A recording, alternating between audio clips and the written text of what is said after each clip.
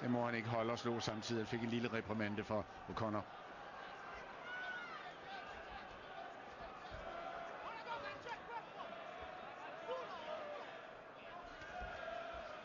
Det ser faktisk ud som om, at Manfredo ligesom mere eller mindre har opgivet at gå ind i længere dueller med Calzaghe. Er klar over, at Calzaghe er en anden klasse og har den fordel i erfaring, rækkevidde og styrke, som Manfredo skal håbe på, at han får den højre hånd sendt ind på et eller andet tidspunkt. Men indtil videre Calzaghe alt for hurtig, alt for rutineret, med alt for stort overblik.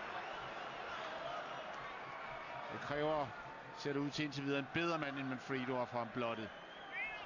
Mikkel Kessler eksempelvis. Kessler er ikke til denne her kamp. Kessler er taget til USA for at blive sendt ud i nogle PR-shows og blive eksponeret derovre hos det amerikanske publikum. Calzaghe har sagt, at når han ikke ønsker at møde Kessler, så er det fordi, han regner kun med at have 3-4 kampe tilbage i karrieren, Calzaghe. Og der vil han have kassekampe mod store amerikanske navne, og Manfredo er et stort amerikansk navn i kraft af den stjernestatus, han har fået som finalist i tv-serien The Contender.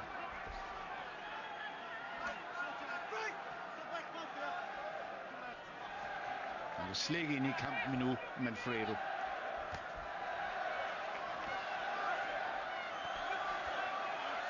Calzaghe for hurtigt,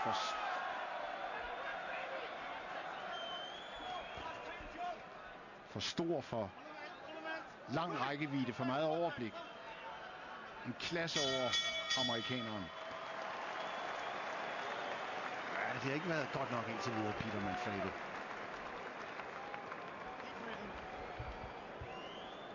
Take your breath with your nose, nice and relaxed.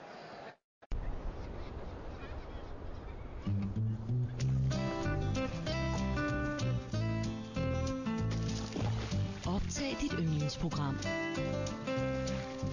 Uden videobånd eller timer. Sæt Viasat Plus til at optage med et enkelt tryk.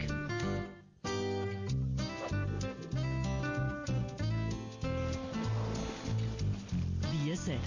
Underholdning på dine vilkår.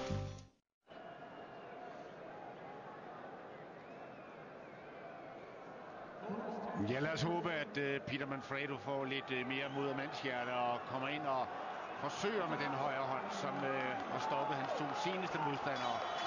Men med den risiko, at han selv kommer ned at ligge. Han har ikke meget forsvar at byde på, og Calzaghe er, foruden at være hurtig, også hårdt slående.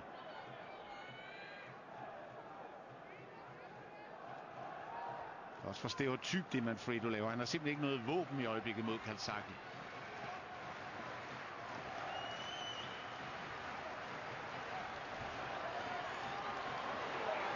Faktisk kun bokset et par kampe i supermellemvægt, Manfredo er egentlig mellemvægt, og også på den vis kan man sige, at han er håndplukket af Calzaghe ude i stort uvejr her, Manfredo. Og det er noget, Millennium Stadium og publikum kan bruge her. Manfredo ren boksebold, og kom nu med den højre hånd og vis, du har lidt dynamit i den, Manfredo, i stedet for bare at stå og tage imod. Han er fuldstændig klædt af i øjeblikket. Parerer rent med kæben og lader sig fange og uerfaren og slet ikke moden til det her indtil videre. Der kom venstrehånden fra Manfredo. En gang til. Men det bider ikke.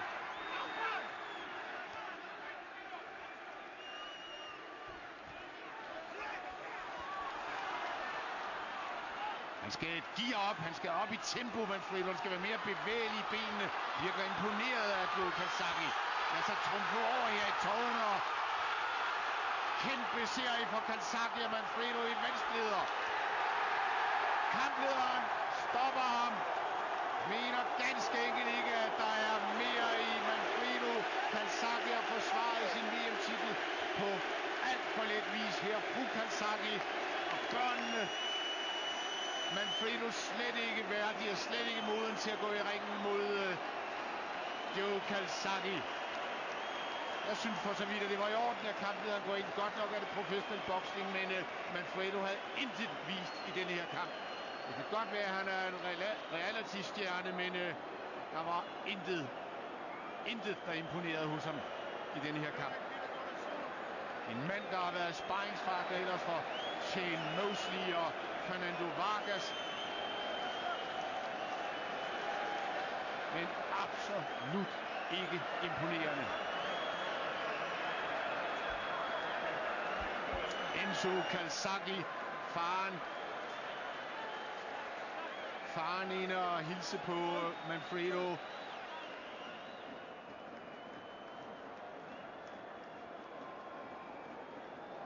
Højre hånden ind på øret.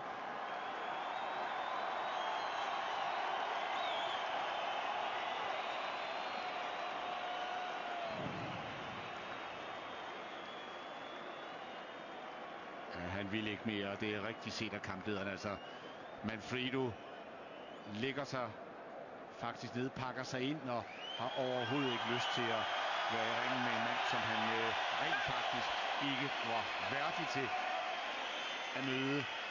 Også selvom han har haft et par meriterende sejre over Scott Pemberton, men Scott Pemberton er 40 år. Joe Spina er slet ikke i den klasse. Manden han vandt på technical knockout i sidste omgang.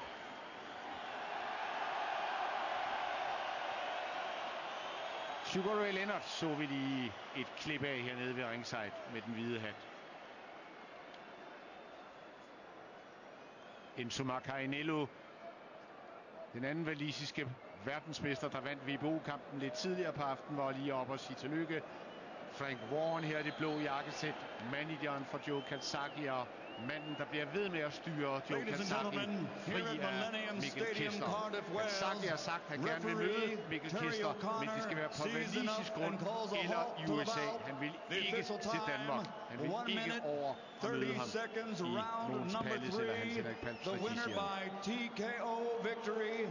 And still the undefeated WBO super middleweight champion of the world, the fighting pride of Wales. Calzaghe, Enzo Calzaghe.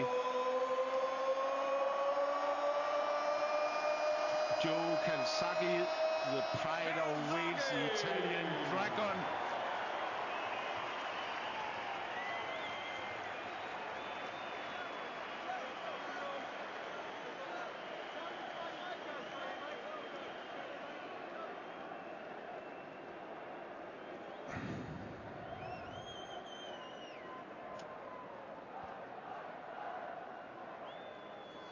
35 år, far Enzo Calzaghe her ved siden af ham. Og endnu en Enzo Maccarinelli, WBO-verdensmesteren i cruiservægt, der lidt tidligere på aftenen stoppede Bobby Gunn. Der var ikke meget machine gun i ham, som det var blevet bebudet. Og to walisiske verdensmester her med træneren i midten, Enzo Calzaghe.